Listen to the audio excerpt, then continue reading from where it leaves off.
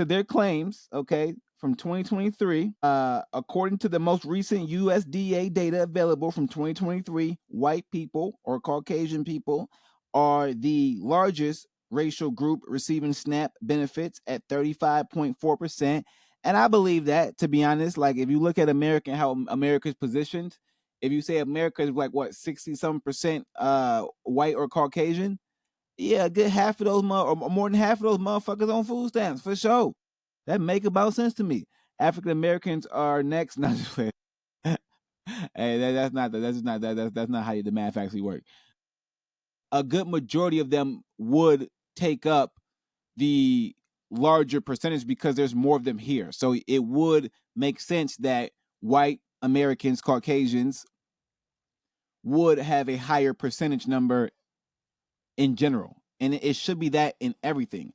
It doesn't mean like, oh my gosh, there's so many white. No, it doesn't mean that. It's just there's so many more white people here that just by the sheer number of the individuals here, that number should be higher in that category. African Americans are next. We are we in population, we definitely ain't we ain't second no more. It gotta be Hispanic, but who knows? We might be, I don't know. We're next, African Americans at 25.7%, and then Hispanic people at 15.6%, Asian 3.9%, Native Americans 1.3%, and then multiracial people at 1%. So that's what the USDA said. The same report found that 89.4% of SNAP recipients were U.S. born citizens, meaning less than 11% of SNAP recipients were foreign born.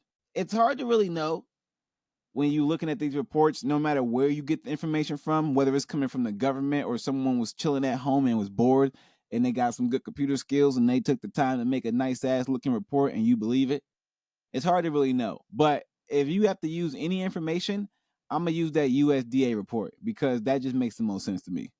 So in America, I do believe that if I went around my town, I would find the majority of Caucasian and white individuals in the city taking up most of the supplemental assistance, and then I would probably find African Americans next, or Hispanic and Latinos, and then everything else underneath that.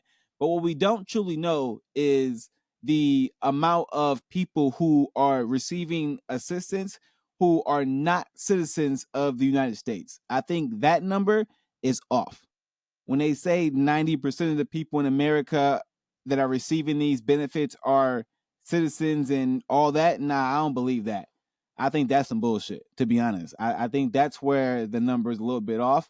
And I feel like we got to get some more information because I don't believe that this squabble over the government shutdown is just merely over healthcare and things like, nah, I think a lot of money is coming in to illegals that don't have documentation and you can't track it.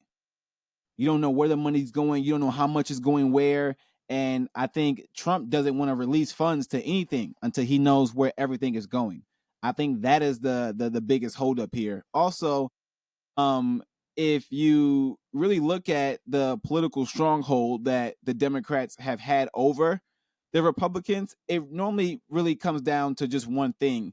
They have this immigrant vote that they probably won't have moving forward thanks to Trump because him and ICE, they're just pretty much removing all of the people that could vote Democrat. And then also a lot of the federal programs that certain states receive that are Democratic states for the most part are tied to a lot of this immigration and stuff like that. So if you remove all of the people that aren't supposed to be here, and then you also remove sending funds to individuals that's supposed to fund these people that aren't supposed to be here, then you kind of pretty much remove any power that the Democratic Party had in terms of reelection. Like they won't be able to win come 2028. I think that's the bigger picture play here. They won't have the votes and they're going to look bad in doing so because the American people are going to blame the Democrats for this more than anything. Because they're willing to let us starve just so they can maybe let a few illegals stay, or they can maybe receive some money to give back to their PAC that funded their election or their run for some campaign, then as people, we're going to say, hey, what the fuck have you really done for us, Democrats? Because it don't seem like you have done too much besides blame the Republicans for everything that goes on, but you haven't done too much to help us either at all.